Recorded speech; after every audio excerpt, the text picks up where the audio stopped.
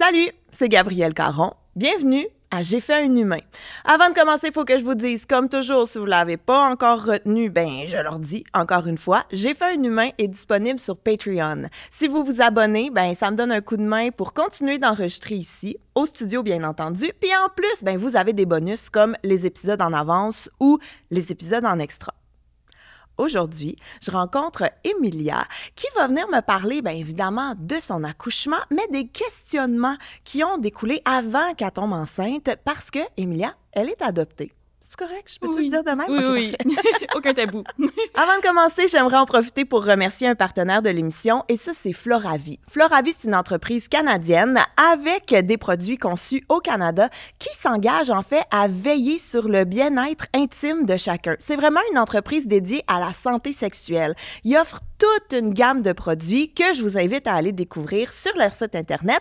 En plus, si vous utilisez le code promo HUMAIN15, vous allez avoir un magnifique rabais sur vos achats.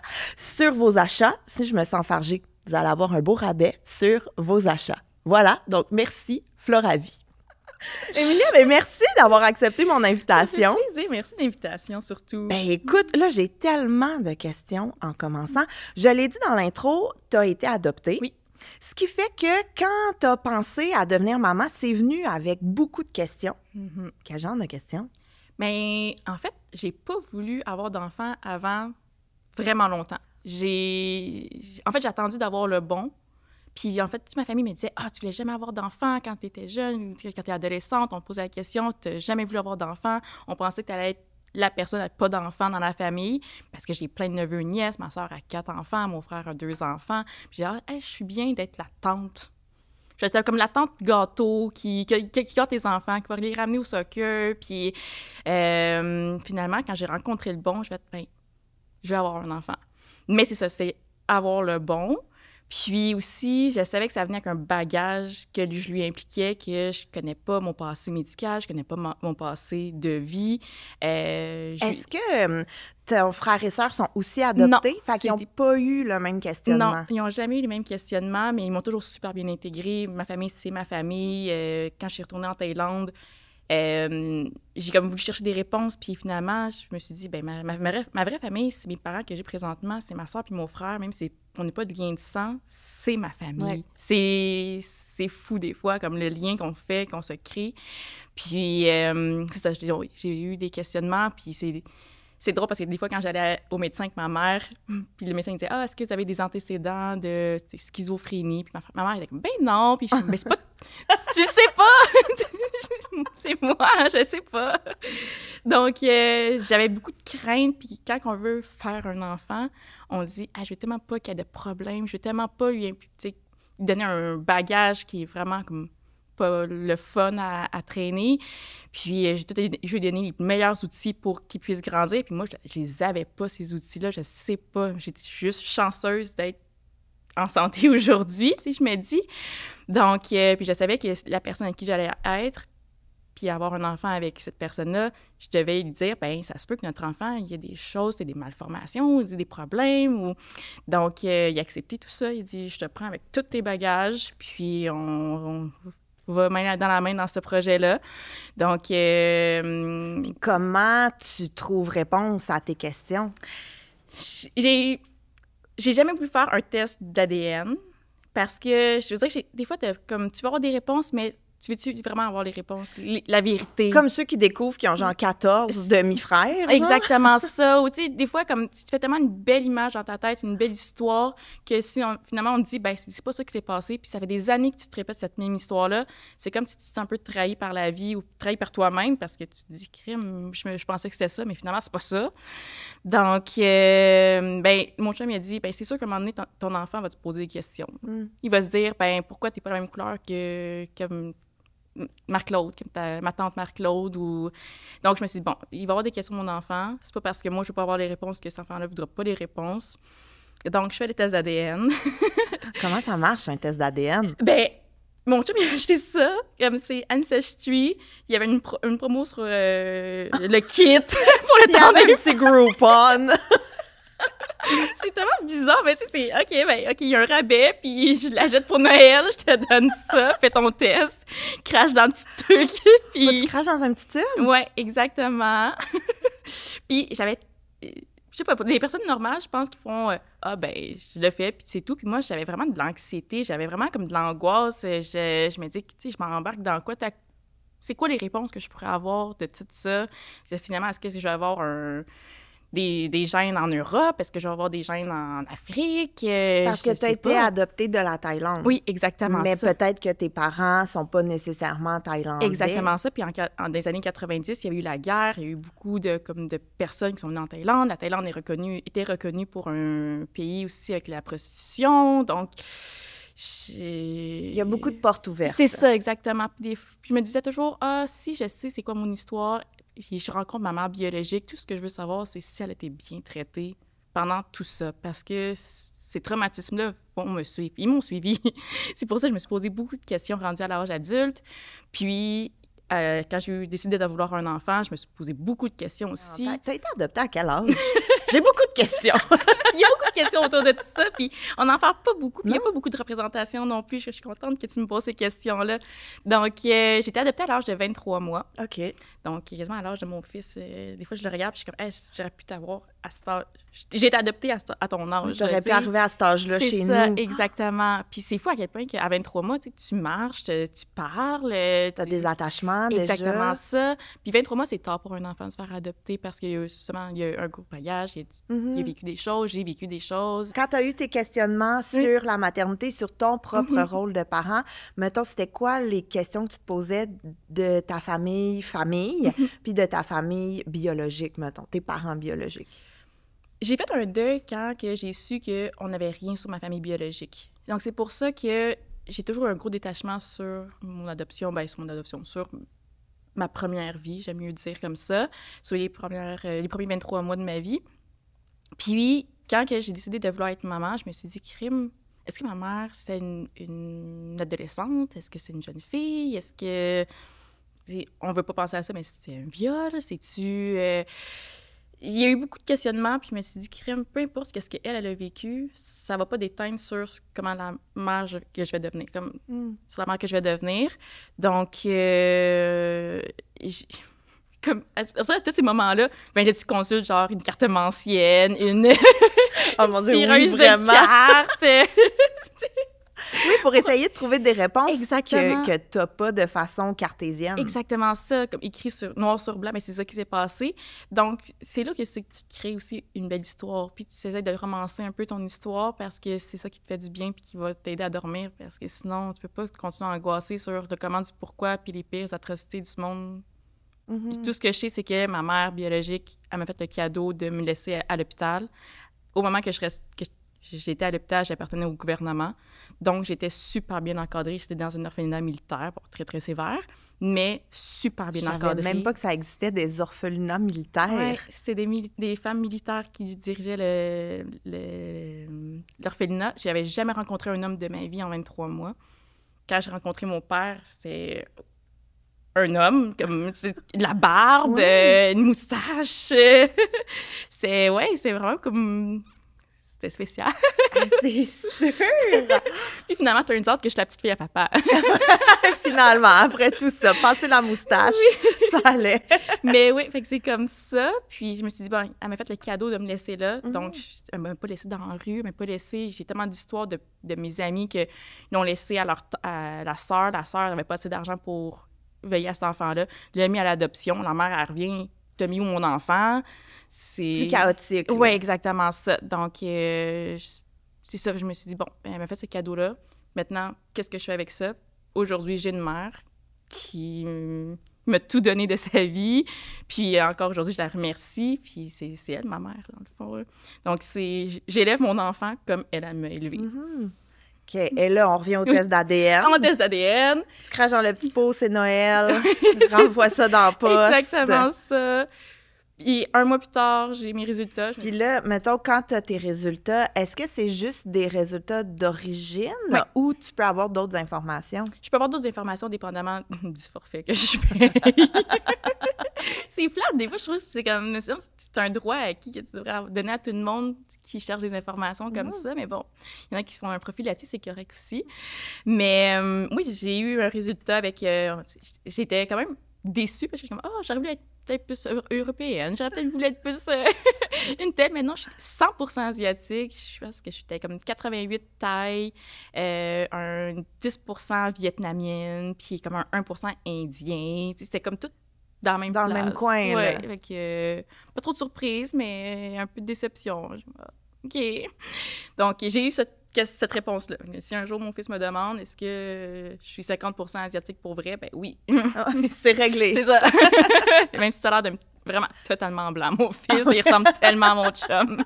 Ça, des fois, je trouve ça insultant. Quand ton bébé, il ressemble full à ton chum, j'ai tout fait. Exactement ça. Tu t'as donné un sperme. Tu sais, je veux dire, me semble pour l'équité, ça devrait être beaucoup plus exact. Puis je m'étais dit, j'ai eu 2 noms pour si j'ai un gars, une fille. Puis pour un garçon, j'avais 2 noms, plus taille et plus blanc. Là. Il s'appelle Lennox. C'est très blanc. Mais au cas où que il sortait puis il ressemblait vraiment à un taille, j'ai appelé... T'avais un nom choisi. Ouais, c'est quoi le nom? Dao. Ah, c'est tellement cute. Ça veut dire étoile en taille. Fait que là, il faudrait que tu fasses un autre bébé qui a l'air thaïlandais. Exactement. Je me dis, si j'ai une fille, ben là, je souhaite aussi qu'elle ressemble à moi. Et à part, c'est ça, ton ADN d'origine, est-ce que toi, tu avais l'autre forfait haut de gamme? Non, non. Mais on fait voir, c'est tellement minime, là, il y avait comme 1% relié avec une personne, une fille à New York, mais c'est comme 1%. On est tous un peu reliés, finalement, au final, là, donc pas pour lui dire « Hey, salut, on a 1% ensemble, en commun! » Il n'y a rien. Oui, c'est ça, on s'invitera pas à Noël. Puis, j'ai une autre question qui, je sais pas où ça va nous mener, je vais peut-être tout couper au montage, je dis souvent ça quand on enregistre, mais, tu sais, mettons, là, des fois, on rencontre quelqu'un dans la vie, même moi, avec mon chum, je sais pas c'est quoi son bagage, puis on a fait des enfants ensemble, ou, tu sais, mettons, celle qui tombe enceinte d'un one night, ou, tu sais, il y a beaucoup de contextes où on fait des bébés sans nécessairement savoir le bagage génétique des autres. Est-ce que tu penses que si tu avais connu tes vrais parents, tes parents biologiques, j'aime pas ça dire tes vrais parents, là, mais si tu avais connu tes parents biologiques, penses-tu que tu aurais eu le besoin de faire cette quête-là? Ah, c'est une très bonne question. C'est que je suis bonne. Non. Non? Non. Parce que je pense que j'aurais eu assez de réponses qui m'auraient satisfait toute ma vie. Mais là, j'en avais pas. J'avais beaucoup de questions puis pas de réponses. Puis j'ai consulté vraiment beaucoup pour ça parce que j'ai eu beaucoup de remises en question à propos de tout ça. Puis c'était ma psychologue, elle m'avait dit à ce moment-là, c'est fou parce que tu te poses tellement de questions que des gens normaux se posent pas. Est-ce qu'il y aurait eu un résultat qui aurait fait que tu fais non, finalement, je veux pas d'enfant? Non. Parce que j'ai tout fait ça quand j'étais déjà enceinte. Ah! Mais ça s'est tellement fait vite. J'avais tellement comme... Je me suis dit, ça va être long avant que je tombe enceinte. Donc, on a le temps de tout faire ça. Puis finalement, en 2 mois, j'ai arrêté la pilule en juin. En septembre, je savais que j'étais enceinte. Ça a donc bien été rapide. Ça a été super rapide. J'ai pris la pilule pendant 11 ans de temps de ma vie. Je m'étais dit, ça va être super long que les hormones sortent, puis tout. Puis qu'on s'essaye là. Puis elle vient que pourra 2 mois plus tard, enceinte. Ah, mais c'est-tu vrai, ça, quand tu prends la pilule longtemps qu'il faut... Parce que moi aussi, je m'étais fait dire ça. Hey, là, ça se peut que ce soit long. T'as pris la pilule tellement longtemps. Puis moi aussi, ça a pris 4 secondes. Ça fait peur, hein? Des fois, je me dis, hey, le nombre de fois que j'ai oublié de prendre la pilule, j'aurais pu tomber enceinte de même. Fait que t'es tombée enceinte, t'as fait toute cette démarche-là pendant ta grossesse. Exactement. Puis aussi, j'ai fait chez OVO, j'avais pris aussi un forfait... plein de forfaits. T'as dépensé des milliers de dollars. Puis juste pour... Puis même la fille, elle me l'a dit, même si tu as des résultats négatifs ou des réponses négatives, tu peux pas te faire avorter. Là, t'es trop loin. C'est ça, exactement. Donc, on peut le faire, le test de batterie, de génétique, puis savoir un peu tes chromosomes, comment ils sont, puis ci, puis ça. Un peu retracer un peu ton identité antécédente de santé. Puis je l'ai fait pareil. Puis, même si, peu importe ce qu'il aurait pu trouver, je suis enceinte déjà, puis on va l'aimer, puis on va faire avec. Comme, même si j'avais pas fait ça, puis pour n'importe qui aussi, adopter ou non, le regarder, donc... Puis est-ce qu'il y a des choses qui sont sorties? Non. Bon, tout ça pour ça. Ben, c'est ça, je me fais beaucoup de peur pour rien. Ouais. On se fait vraiment souvent ça, même enceinte, aussi quand que tu fais... Tu m'imagines ton accouchement tellement pire, puis finalement, hey, c'était juste ça. Oui. Mais ça me fait beaucoup penser à celles qui ont des donneurs de sperme. Tu sais, justement, tu peux voir tout le pedigree avec des questions précises et tout. Puis moi, je suis comme, je connais rien de tout ça sur moi, sur mon chum. Et c'est ça. C'est comme un peu rouler les dés. Exactement. C'est rare que tu vas rencontrer quelqu'un dans un bar et dis, hey, donne-moi ton pedigree pour savoir si on va faire des beaux enfants ensemble. Est-ce qu'il y a des maladies cardiovasculaires dans ta famille? Antécédent de diabète, je veux le savoir parce que... Moi, c'est pas mon truc, là. J'aime beaucoup de sucre. Fait que t'es tombée enceinte rapidement. Oui. T'as eu tous tes tests chez Ovo, tout ton truc de Ancestry, tout ça en même temps. Finalement, on garde le bébé. Ben oui, il est là, il a collé. Est-ce que t'as eu une belle grossesse? J'ai une super belle grossesse, vraiment, comme... J'ai une super belle grossesse. La seule chose que j'ai comme... J'ai une belle grossesse, mais j'ai détesté être enceinte. Ah, OK. Pourquoi? Parce que, mon envie, je suis épicurienne, j'aime bien manger, j'aime découvrir des vins incroyables, j'aime les accords de mets avec quelque chose qui va comme rehausser, j'aime les huîtres. Fait que t'avais des contraintes alimentaires. Exactement. Puis, dans la vie, j'aime pas savoir des contraintes. Dis de même, tu sais. Mais c'est un de mes plaisirs de la vie. Je fais pas de sport, je trouve pas mon bonheur ailleurs que dans la nourriture. Puis pendant que la COVID, j'avais acheté une franchise à l'apéro. Donc, je faisais des mets à la maison, de traiteurs. La viande, ça m'écœurait. Le fromage, je pouvais même pas le manger. J'avais aucun plaisir à être enceinte. Parce que d'un côté, ça t'écœurait, puis de l'autre côté, ce que t'aimais, tu pouvais pas en manger. Exactement ça. Et puis j'avais de la misère avec des textures. Encore aujourd'hui, mon fils, ce qui est bizarre, quand j'étais enceinte, j'avais de la misère avec des textures. Aujourd'hui, mon fils, il a tellement de difficultés avec des textures aussi. Tu y as transmis. Ben, peut-être. C'est peut-être dans tes gènes. C'est ça. Mais des fois, on se demande, qu'est-ce que je lui donne comme bagage? Oui, là, donc, belle grossesse, avec quelques contraintes alimentaires, me somme toutes. Ça se gère. Exactement, 9 mois. Puis c'était quoi ton plan de naissance? J'en avais pas.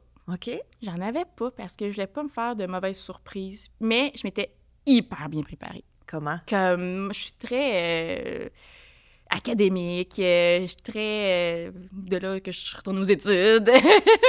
Mais j'aime être renseignée puis d'avoir le contrôle. Avoir le contrôle, pour moi, c'est être bien outillée puis d'être au courant de tout. Donc, je lis beaucoup. C'est une des raisons pourquoi mon chum m'aime. Parce que tu lis? Parce que je lis. Je suis toujours en train de lire. C'est cute, par exemple, tu lis puis tu manges. Oui, ça me parle beaucoup. Mais c'est ça! Je suis pas une fille compliquée. Donc, j'ai pris des cours prénataux au CLSC. OK, comment tu as trouvé ça? C'est une méthode. La fille était vraiment super fine, mais elle était tellement space, là. Je la trouvais tellement comme hyper ésotérique, hyper comme, tu sais, accueillir la douleur. Je suis correcte, je comprends, mais comme... Viens-en au fait, genre. Ouais.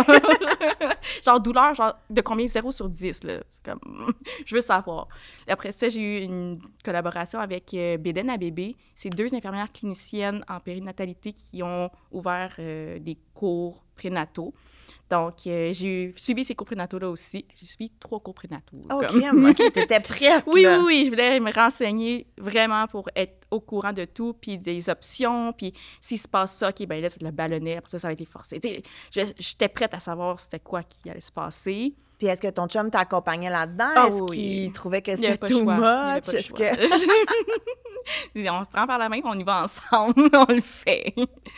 Puis j'en déduis que t'étais à l'hôpital? Oui. J'étais à l'hôpital. J'ai beaucoup d'admiration pour les personnes qui font ça en maison de naissance. Mais moi, je me dis, crime, il arrive quoi que ce soit, là. Peu importe. Cordon autour du cou, il passe mal. Tu peux pas te faire une césarienne dans une maison de naissance ou dans ton bain parce que tu as décidé de faire ça. Je fais confiance à la santé. Il y a des infrastructures pour ça. On va les prendre. T'étais vraiment en confiance à l'hôpital, tu y allais pas de reculons? Non, vraiment pas. Puis est-ce que t'avais comme un objectif, entre guillemets, là, de, tu sais, « Ah, je veux pas prendre l'épidurale » ou « Je veux toffer le plus longtemps possible » ou... Moi, je me dis, je prends l'épidurale. En arrivant. Je suis arrivée à 3 h du matin, je signais les papiers au front desk. J'ai dit, je veux l'épidurale. Elle dit, OK. J'ai dit, non, je le veux là, comme, je le veux il y a 1 heure. J'avais rétroactivement. Exactement. J'arrivais à 3 h du matin, à 4 h, j'avais l'épidurale. J'ai accouché à 9 h. Ben merci d'être venue. C'est ça. C'est tout, c'est le fun. Mais si on rembobine un peu, là, t'étais due quelle date? Puis ton fils est arrivé quelle date? J'étais due le 19 mai. J'ai accouché le 10 mai. Oh, quand même un peu en avance. Ben, ouais. 1 semaine et quelques en avance, là. Exact. Pour un premier bébé, en plus. Tout le monde devait pas te croire. J'étais tannée d'être enceinte, mais tellement tannée d'être enceinte. Puis, ma médecin, elle me connaissait, là. On a tous vécu ça ensemble pendant 9 mois. Puis j'ai posé plein de questions. J'avais tellement de questions. Tu fais signe que tu textais. Oui. Tu textes ton médecin. Oui, elle m'avait donné son numéro de téléphone parce qu'à chaque fois que j'arrivais au rendez-vous, j'avais plein de questions. Puis elle a dit, regarde, texte-moi. Elle était super jeune, puis une médecin cool. Fait que j'ai des nombres de personnes qui nous écoutent qui sont jalouses. Oui. J'ai une de mes amies qui vivait comme vraiment de l'enfer avec son médecin, puis j'ai dit, hey, je te réfère la mienne. Puis j'ai demandé à ma médecin, serais-tu à l'aise de prendre mon amie? Elle a dit, ben oui. Puis vraiment, elle était incroyable. T'as-tu idée du nombre de messages que tu vas recevoir après cet enregistrement? Pour elle, je n'aimerais pas son nom, là. Tu textes ton médecin, tu lui poses plein de questions. Oui, exactement. T'es tannée d'être enceinte. Exact. Elle m'a dit, ben, au rendez-vous, elle dit, ben, je vais regarder si t'es éligible pour faire le stripping, si t'es assez dilatée puis tout. Fait que moi, j'avais pas peur. J'avais tout lu là-dessus. Une des qui dit, ah non, c'est super dangereux. Non, moi, je veux un stripping. J'accouche là. Donc, premier stripping, elle fait, bon, il n'y a rien qui se passe, mais j'ai tout fait après ça pour essayer d'enclencher le travail, là. J'ai lavé le plancher à 4 pattes pendant 1 heure de temps. On avait dit que le sperme, ça faisait en sorte que, avec les hormones puis tout, que ça fait comme déclencher le travail, là. Je pogne mon chum dans le mur, on y va, j'accouche, là. Il se passe rien, j'étais découragée. Deuxième stripping, je pense, 1 semaine après. En fait, deuxième stripping, je suis découragée. Le 9 mai, c'était une canicule en 2022. J'avais chaud, j'étais tannée. Puis là, je me couche, mon chum m'a fait un petit massage des pieds, comme tous les soirs. Je me couche 1h31, je me souviens, je regarde mon téléphone, je sens les contractions. Là, je dis, est-ce que je le réveille? Je ne veux pas avoir des fausses contractions, mais tout le monde m'avait dit, quand tu as des contractions, tu le sais. Ouais. Comme c'est pas des Braxton Hicks, là, tu le sais que c'est ça. Puis là, je suis comme, ben, je pense que c'est pas mal ça. Je commence à calculer, j'avais toutes des applications pour calculer mes... Je suis pas surprise. mes contractions, le nombre de temps, les intervalles. Là, je dis, OK, là, c'est pas mal ça, là. Là, ça me disait, si je devais aller à l'hôpital, ça me disait pas tout de suite. Donc, OK, je réveillais mon chum. Je réveillais mon chum, puis c'est à ce moment-là qu'il a réalisé qu'il allait être papa, là. Là, c'était du concret, là. Comme, il avait beau faire la chambre, il avait beau... suivre les cours prénataux. Exactement ça. C'était comme tout du flou. Là, je dis, hey, là, j'ai mes contractions. OK. Puis mon chum, c'est un TDAH hyper actif qui a besoin de s'occuper dans la vie. Là, OK, ben c'est bon. Il met les bagages dans l'auto. Il était en train de quasiment tout déménager la maison dans l'auto. Il déménageait le chien dans l'auto. Moi, j'étais là en train de me maquiller, faire mes cheveux. J'étais sur le ballon. Je me faisais un thé de feuilles de framboisier parce qu'on m'avait dit que ça allait aider le travail. Je me faisais ça. T'es en contraction? Oui. Puis tu fais tout ça? Oui. Ben, je me suis dit... Mais j'avais lu que tu vas pas à l'hôpital tout de suite. Non, c'est vrai. Je passe le temps. Mon chum, il est en train de déménager à la maison. Il s'est jamais rendu compte que je faisais du ballon. J'ai dit, hier, tu savais que je faisais du ballon, genre dans le salon, pendant les contractions? Il me dit non. J'ai jamais rendu compte de ça. Mais à 1h31, là, c'est une contraction qui t'a réveillée? Oui. Puis t'avais mal comment? Je sais que c'est toujours dur à quantifier, mais excuse-moi, si tu te maquilles sans beurrer d'en face, t'étais comment? Ben, j'ai tellement la douleur que je te dirais un 8 sur 10, mais tu sais, peut-être que c'était juste 4 sur 10. Fait que oui, je me maquillais, puis là, j'avais des contractions, là. OK, c'est bon, ça passe. Bon, on continue. Ça fait ça pendant 1 heure. Là, après, mon application a dit, OK, là, tu peux aller à l'hôpital. Parfait. C'était 2h30 du matin. À 3h, on arrive à l'hôpital. C'était comment la ride de char? On avait dans ce temps-là un Jeep, puis on sentait vraiment beaucoup les bosses dans le Jeep. Puis là, je me tenais, là, puis j'étais comme, roule moins vite. Il est comme, je peux pas moins rouler vite. Je suis comme, arrête de pogner les bosses. Puis je pogne pas de boss. J'avais aucun plaisir. C'était comme une demi-heure de voiture, mais tellement interminable. Tellement interminable. On arrive là-bas, lui, il est stressé bien raide. Il sort de l'auto, il m'oublie dans l'auto. Lui, il commençait à travailler sans moi. Il était dans la chambre, C'est il ça, s'attendait, exactement. voyons! Il tenait quelqu'un d'autre. C'est lui qui a eu l'épidurale. Fait qu'il se parque, t'étais à quel hôpital? À la Cité de la Santé à Laval. OK. Ouais. Fait que là, il est dans le parking, il part sans toi. Oui, c'est ça. En fait, on s'est stationné vraiment devant l'entrée. Il était 2h30 du matin, donc il n'y avait pas un chat. Il me laisse là, je sors du Jeep, j'essaye. En fait, je m'écroule du Jeep, je marche. Il était déjà rendu dans l'ascenseur. Mon pauvre chum. Il a pas compris que c'était en équipe, Non, c'est là. ça. Il était comme, faut que j'aille au centre Mais de il est naissance. tellement compétitif, il est tellement un sportif dans l'âme, puis Il justement... t'a plaqué sur le mur pour arriver en premier. Exactement. Parce que quand t'arrives à l'hôpital, ils font Oui. ton admission, tu signes Oui. les papiers, je veux l'épidurale, mais avant de te garder, ils doivent faire un examen. Oui, juste regarder combien je suis dilatée. Est-ce que c'est juste dans ma tête que je suis là? Donc, dilatée à 4. OK. Oui, quand même. Oh, OK. C'était pas pour rien là, que j'étais là. Finalement, puis ma pire peur, c'était de me faire retourner chez Retourner, nous. ouais. Exactement. C'est pour ça que j'ai attendu 1 heure chez nous ici, puis j'ai niaisé. Puis le dilaté à 4, à 4 heures, j'ai mon épidurale. 1 heure après.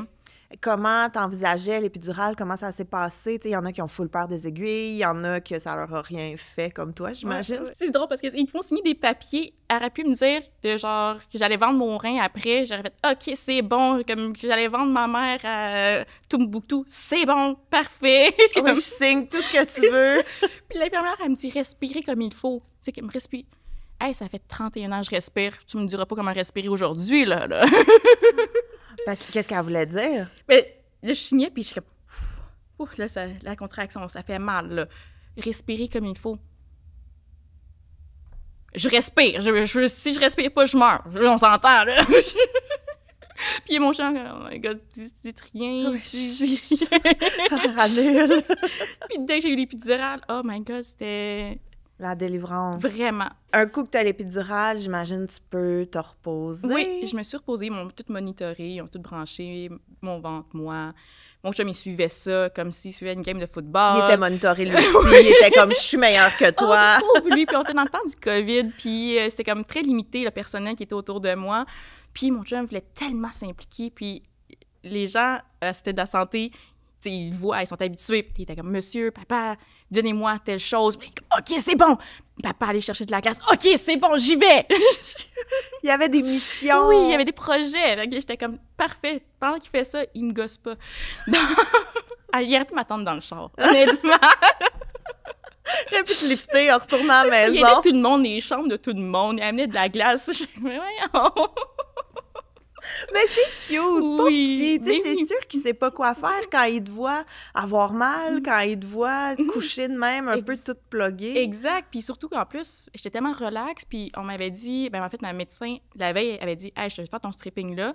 Comme ça, si t'accouches demain, ben je suis de garde. Fait que. On va se voir. C'est ça. Donc, on me dit, la médecin qui était là en place, elle me dit, ah, ta médecin, elle arrive comme à 8h, 9h. Comme, OK, c'est bon. Donc, de 6 à 8 quasiment, j'ai fait une sieste. T'as dormi. J'ai dormi. J'ai pas dormi de toute ma grossesse parce que j'étais trop anxieuse puis stressée. Puis 2 heures avant d'accoucher, moi, je dormais. T'étais bien, Ouais. là. Puis ton travail continuait d'avancer Oui, ou pas? oui, à chaque heure, je dilatais d'un. Puis OK. ils venaient me checker, ils ont percé ma poche des os là aussi. T'en as-tu eu conscience quand ils non. ont percé ta poche, non? J'étais droguée, là, j'étais tellement bien. Je dis de même, là. Amenez-en de l'épidurale. Mais c'est fou à quel point que tu te libères de tout ça, de toute cette douleur-là, de ce stress-là. Tu te dis, hey, je fais confiance aux gens autour. Advienne que pourra, c'est eux les professionnels. Ouais. Moi, tout ce que j'ai à faire, c'est de pousser après ça. Quand ta médecin est arrivée, t'étais prête? Moi, j'avais déjà les pieds dans les étriers, j'étais là. Let's go! On fait ça là, là. C'est bien rapide. Oui.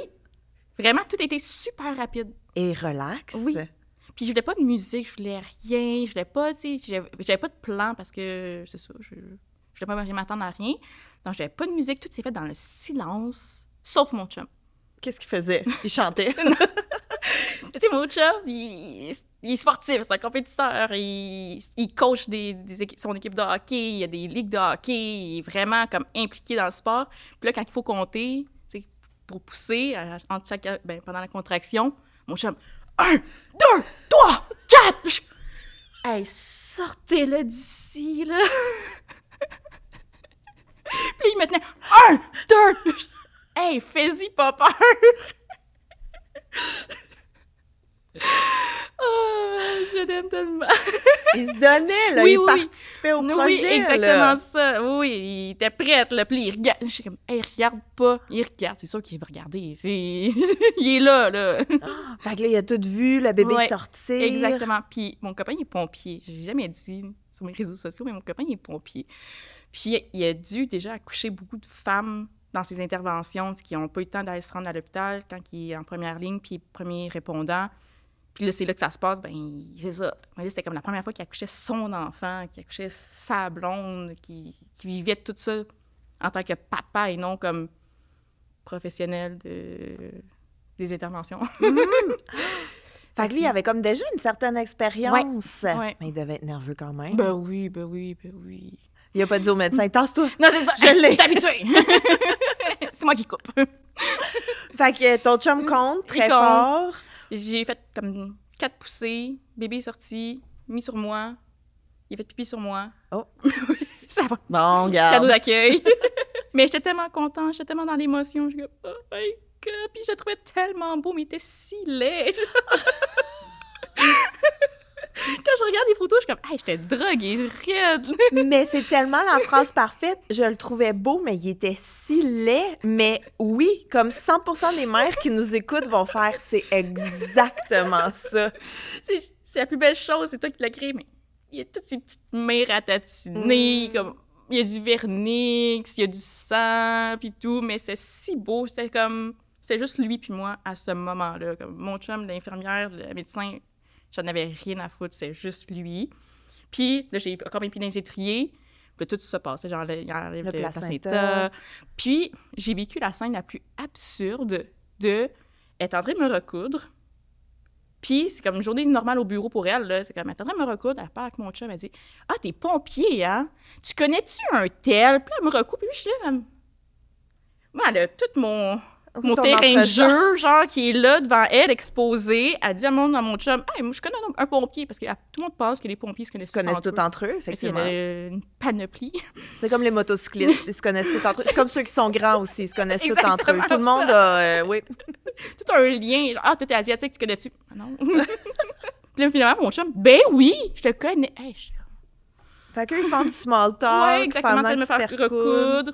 Mon infirmière, après ça, qui s'occupait de moi, puis qui regardait tout ça, puis qui m'a accompagnée pour faire mon premier pipi, c'est une grande fan de OD. Le premier pipi de toi, pas de ton bébé. Non, là. oui. Parce que quand on accouche, on a comme une période où est-ce qu'il faut absolument qu'on aille uriner. Oui, ils veulent vraiment qu'on se lève. Ce qui est correct aussi, maintenant que je suis dans le domaine un peu de la santé, je comprends. Mais ce qui est rochant aussi, moi, je me souviens, j'étais comme, mais faites-la sortir. Bout de vierge. J'ai une sonde urinaire, il me semble que j'ai pas besoin d'aller faire pipi. C'est ça le but. Fait qu'elle vient te harceler, j'emploie ce mot-là, pour que tu viennes faire pipi. Et c'est une fan de OD. Une fan de OD. Parce que, parenthèse, peut-être pour ceux qui n'avaient pas catché encore, t'as fait OD chez nous. Oui, j'ai fait occupation double chez nous. Oui. Tu sais, ben justement, dans le temps de COVID. Oui, comme 1 an, 2 ans après. Là. Donc, c'était quand même assez récent dans la tête des gens, de mon visage et tout. Puis, j'avais pas mon masque, évidemment. Puis aussi, j'avais signé un truc comme quoi je voulais pas que si ma famille appelle, il donne mon numéro de chambre. Je voulais juste être hyper privée. Je voulais pas de visite. Je voulais pas me badrer de ma mère, puis ses 100 millions de cadeaux, puis avoir plein d'affaires chez... Non, ça me tentait pas. Je gérais tout ça. Donc, là, la fille, elle me dit « Ah, tu sais, je comprends que tu veux avoir ton intimité, puis tout. » J'étais comme... Elle me dit « Ben, tu sais, t'as fait OD, fait que c'est sûr qu'il y a du monde qui voudrait savoir ce que t'es. » Hey, j'ai fait 3 semaines à Occupation Double. Là. J'ai pas sauvé des vies non plus. Là. J'ai pleuré à TV. Là. Le 7 jours, on va pas appeler. C'est ça, genre un City. Hey, Miette, à la Cité de la Santé, elle vient d'accoucher. Non. Mais elle savait que t'étais qui. Elle était fan. Là. Oui, fait qu'elle me dit, ben, je me suis inscrite à OD aussi cette année. Là, mais je suis en train j'essaie de faire pipi, là. Puis je viens de me faire recoudre. Puis... J'ai comme, on peut-tu en parler après? Quasiment, elle te demandait des conseils. C'est exactement ça. Mais tu sais, c'est une journée normale au bureau, là, aussi, comme... C'est ça. J'ai des questions, elle veut les poser, c'est correct. Ah, c'est tellement drôle, ça! Ouais. Fait que là, au décès comment, hein, quand tu fais ton confessionnal? Oui, exactement. Puis elle dit, c'est ton processus, comment tu été sélectionné, c'est comment qu'ils t'ont... J'étais comme, hey, j'ai pas mangé depuis 24 heures, j'ai bien d'expulser un enfant de mon vagin, je veux dire... On va doder au dîner, là, si ça te dérange pas. Elle l'a-tu faite, finalement? Non. Ah. Non. Puis après, ça a bien été? T'as Oui. bien guéri? Ton Oui. fils est en santé? Exactement. Puis, par contre, Oh. ouais, j'ai découvert à ce moment-là, que je savais pas non plus, quand ils font les tests là, de potassium, de fer, de ci, de ça, il s'est rendu compte que mon fils, il manquait une enzyme pour digérer les acides aminés. Dans le fond, quand il dégrade des protéines, la dernière molécule, c'est comme des acides aminés, bien lui, mon fils, il n'est pas capable de digérer ça comme efficacement. OK. Mais on a découvert ça. Mais c'est héréditaire. Donc, ça venait de moi, évidemment. Mais je me suis rendu compte que, OK. Puis, il n'a pas trop... c'est pas comme une béquille à sa vie. Là. Il peut manger des protéines sans problème. C'est juste qu'il va le digérer vraiment plus lentement. OK. Donc, il va constiper. Fait qu'on essaie d'éviter des grosses protéines difficiles à digérer, mais on a su ça. Fait que malgré toutes les recherches, c'est là que c'est arrivé. Puis c'est fou à quel point, quand tu fais des tests, tu t'en vas chez vous, puis là, tu as un appel de l'hôpital, on a des résultats, tu es comme, qu'est-ce qui se passe à mon enfant? Qu'est-ce qu'ils n'ont pas découvert quand j'ai fait tous mes tests du début? Puis finalement, c'était juste ça. Okay. Oh, regarde, ça va. On va le prendre.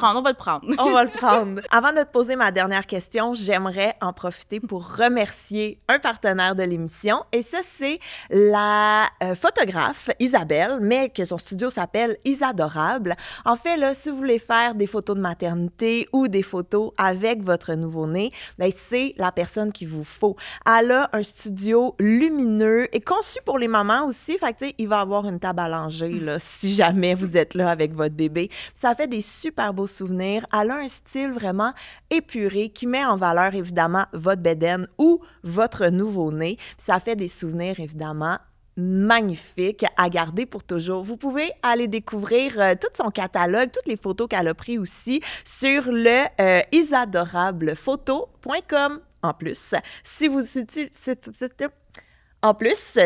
utilisez le code promo HUMAIN15, ben vous allez avoir un rabais sur votre prochaine séance. Émilia. Oui. Émilia, dernière question. Qu'est-ce que tu aimerais dire aux mamans qui nous écoutent, futures mamans, nouvelles mamans ou mamans de grands-enfants? Bien, je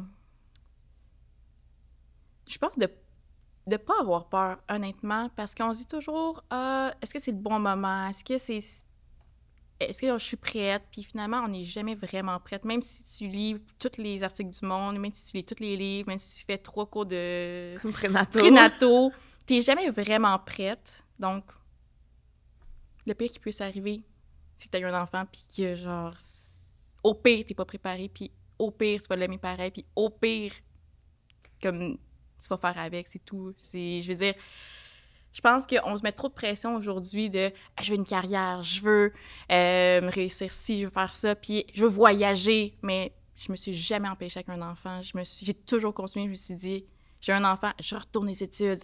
Ça m'a jamais empêché d'avoir un enfant dans ma vie. Puis c'est comme ça aussi que moi puis mon chum, on s'est dit qu'avoir un enfant, c'est pas une béquille à notre vie, c'est un extra à notre vie. Puis n'hésitez pas. Comme, dites-vous pas « ah, je vais attendre ». Puis finalement, tu te rends compte que tu es rendu peut-être trop loin. Puis que finalement, peut-être ça me tente plus. Ou peut-être que je peux avoir beaucoup plus de problèmes et de risques à avoir un enfant plus tard. On plonge. On plonge. Merci beaucoup, Émilia. Mais merci à toi pour l'invitation.